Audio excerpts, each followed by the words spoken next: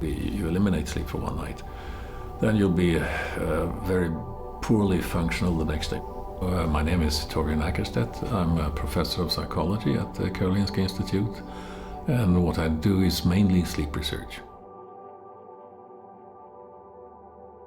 Of course, the myth is that you should sleep for 8 hours, but that is a myth.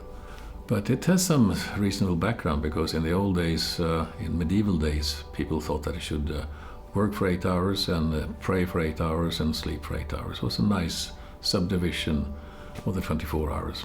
But of course, a lot of people sort of spent 8 hours or 9 hours in bed, but they didn't get 8 hours of sleep. They probably got slightly less because you don't sleep all the time in bed. But today we know that 8 hours is not something you have to adhere to. It's more like 7 hours. So 7 hours is the rule of thumb. 7 hours will reduce the risk of dying or becoming ill, and it will also be the sort of optimum number of hours for performance. But that's a very simple mean value, because the need for sleep is much higher in young groups. So like young adults will need 8.5 hours, and 60-year-olds will need 6 hours. You shouldn't really look into a book and read off 8 hours or 7 hours. You should sleep as much as you need in order to feel fit the next day, because the first thing the brain does when it doesn't get sufficient sleep is to try to turn off.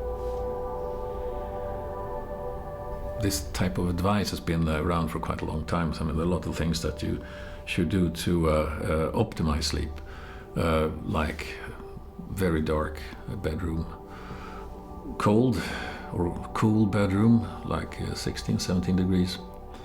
Of course, a quiet bedroom. You also need to abstain from coffee, at least most of us.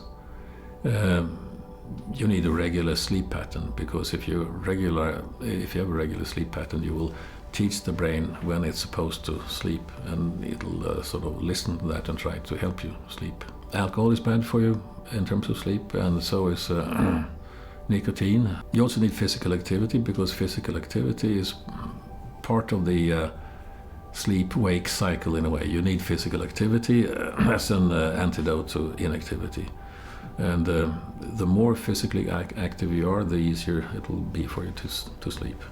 And it's also important not to sleep too much, because if you nap a lot, you will interfere with the main sleep. So all sleep that you get during the day, for instance, will be subtracted from the sleep that you should sleep at night. We know that in order for have a good sleep, you need to have a good ventilation. You need to get rid of excess heat, for instance, excess dampness.